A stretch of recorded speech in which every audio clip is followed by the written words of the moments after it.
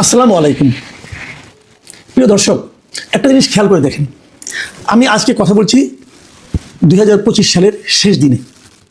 আজকে থেকে ঠিক 1 মাস 12 দিন পর আমাদের দেশের একটা জাতীয় সংসদ নির্বাচন। এটা কেবল একটা জাতীয় সংসদ নির্বাচন নয়, 2008-এর পরে বলতে গেলে এই গত 17 বছরে এদেশে জনগণের অংশগ্রহণে কোনো নির্বাচন হয়নি। সে তুলনায় এই নির্বাচনের প্রতি, এই নির্বাচনকে নিয়ে অনেক মানুষের নানা ধরনের আকাঙ্ক্ষা, নানা ধরনের চিন্তাভাবনা, নানা ধরনের পরিকল্পনা আছে। যদিও এই নির্বাচনে আওয়ামী লীগের মতো একটা বড় দল অংশ নিতে পারছে না, এটা নিয়ে অনেকের মধ্যে খেদ আছে, ক্ষোভ আছে। তারপরেও বলবো, এই নির্বাচনে মানুষ তার ইচ্ছে মতো অন্ততপক্ষে ভোটটা দিতে পারবে, এরকম একটা প্রত্যাশা অনেকের মধ্যে আছে।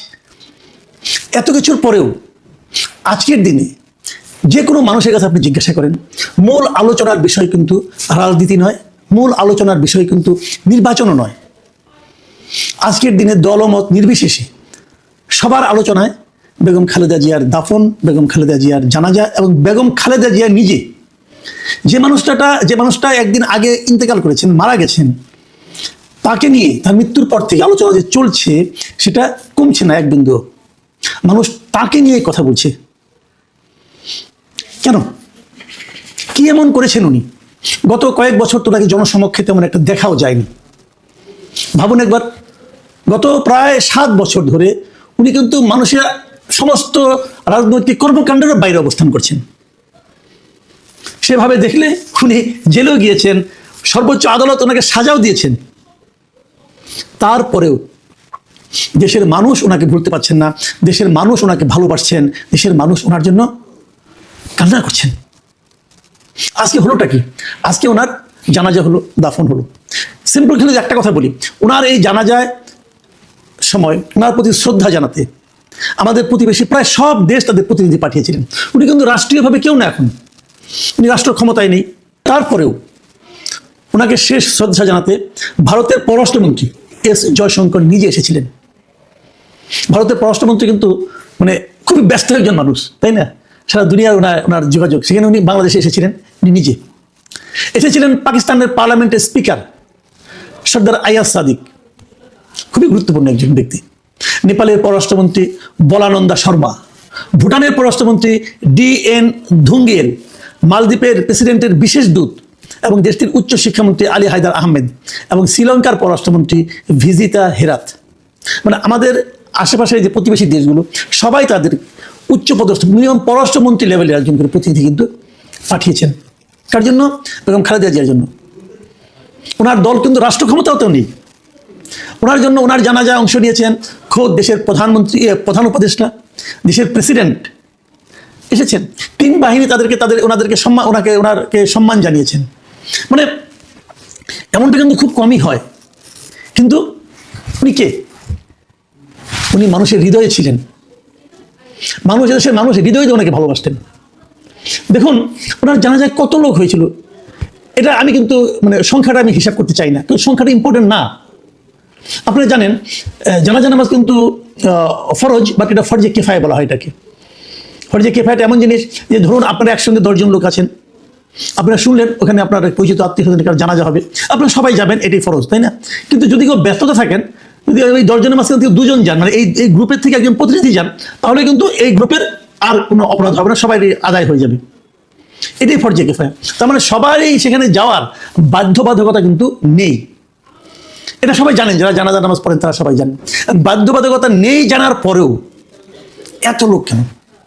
সংসদ ভবনের সামনে জানাজা নামাজ হয়েছে, এদিকে প্রায় কাউরান বাজার পর্যন্ত লোক চলে এসেছে রাস্তায়, জায়গা না পেয়ে। ওই পর্যন্ত তারা যেতেই পারেনি। ওদিকে শিশুমেলা পর্যন্ত, শ্যামলী শিশুমেলা পর্যন্ত লোক হয়ে গেছে। আপনি কোন দিকে যাবেন? আমি প্রথম আলো পত্রিকার একটা ভিডিও দেখলাম, পাখির চোখে ওরা দেখেছে, উপরে একটা ড্রোন দিয়ে তারা পুরো দৃশ্যটাকে দেখেছে। যেদিকে তাকানো যায় কেবল মানুষ আর মানুষ। এই যে এত মানুষ, তারা জানে যে এই নামাজটা যদি তারা নাও কায়েম করে, তার পরিবারে অন্য একজন যায়, তার বন্ধু বান্ধব আরেকজন যায়, তাহলে তার কোনো অপরাধ হবে না, গুনাহ হবে না। তারা জানে, তারপরেও তারা কেন এসেছেন? ভালোবাসার জন্য এসেছেন। তারা বোঝাতে এসেছেন, তারা নিজেকে বোঝাতে এসেছেন যে তারা খালেদা জিয়াকে ভালোবাসেন। অথচ ভাবুন তো একবার, আমি একটা হাইপোথেটিক্যাল আপনাদের একটা কথা বলি, হ্যাঁ আপনারা এর মধ্যে আবার দয়া করে রাজনীতি খুঁজবেন না, আমি আমার উপলব্ধি থেকে বলছি। ধরা যাক হাইপোথেটিক্যালি এখনো যদি শেখ হাসিনা ক্ষমতায় থাকতেন, এবং এই সময় যদি খালেদা জিয়া মারা যেতেন, তাহলে এমন একটা জানাজা কি হতে পারতো? পারতো? বলেন, কেন পারতো না? নানা কথা শোনা হতো। এই যে সংকীর্ণতা, এই সংকীর্ণতার ঊর্ধ্বে আমরা উঠতে চাই।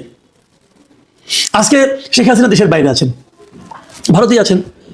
যে দেশ ওনাকে আশ্রয় দিয়েছে সেই দেশের পররাষ্ট্রমন্ত্রী নিজে এই জানাজায় অংশ নিতে এসেছেন। উনি তো অংশ নিতে পারবেন, হিন্দু মানুষ, উনি ওনার শ্রদ্ধা জানাতে এসেছেন। এটা দেখে ওনার মানে কি, শেখ হাসিনা মানে কি চিন্তাটা হচ্ছে?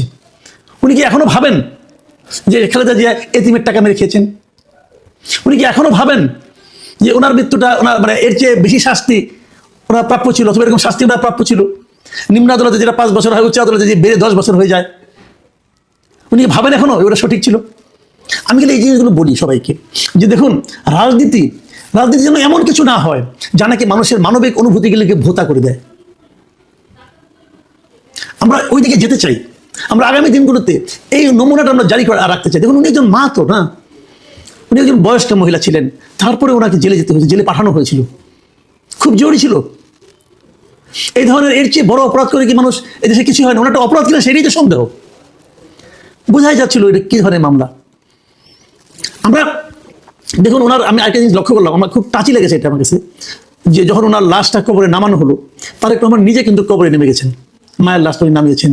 উনি নিজে সব মানুষের উপস্থিত সকলের কাছে ক্ষমা চেয়েছেন ওনার মা হয়ে, যেটা নাকি আমরা ইসলামে দেখি যে কেউ মারা গেলে তার বড় সন্তান যে সবার কাছে ক্ষমা চান, যে যদি ওনার কারণে কেউ কোনো দুঃখ পেয়ে থাকেন যেন ওনাকে মাফ করে দেন, যেন ওনার কাছে যদি কারো কোনো দেনা পাওনা থাকে সেটা উনি দিয়ে দেবেন, এই প্রতিজ্ঞা করেন। এটা আমরাও করেছি, আমাদের বাবা তো মারা গেছেন, আমরাও দেখেছি, করেছি। সেই কাজটা কিন্তু একজন সাধারণ মানুষের মতো কিন্তু তারেক রহমান করলেন। আমার কাছে খুব ভালো লেগেছে দৃশ্যটা আমার কাছে দেখতে। আমি জানি ওনার কি কষ্ট হয়েছে, নিজের মাকে কবরে শোয়াতে মানুষের কি কষ্ট হয়, এটা আমরা জানি।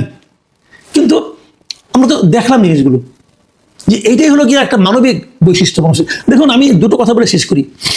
প্রথম আলো রিপোর্টে দেখলাম, প্রথম আলো রিপোর্টার ওখানে যাচ্ছিলেন, যাওয়ার সময় ওনার সঙ্গে 2জন লোকের সঙ্গে কথা বলেছেন।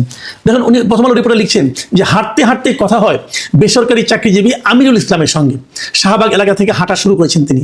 আমিরুল বললেন, আমি রাজনীতি করি না, কিন্তু একজন নেত্রী দেশের মানুষের জন্য জীবনে এত অত্যাচার সহ্য করেছেন, তার জানাজায় অংশ নিতে কয়েক কিলোমিটার হাঁটবো, এতে আর কষ্ট কি?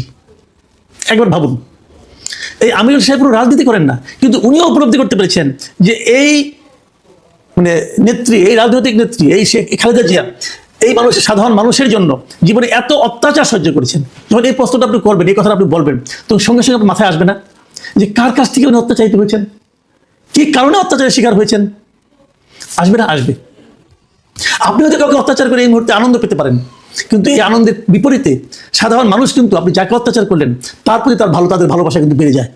যখন ওখানে ভালোবাসা বাড়ে, তখন বিপরীত অনুভূতিটা আপনার জন্য তৈরি হয়। আমি আমাদের দেশের বর্তমান এবং আগামী সকল রাজনীতিবিদ, সকল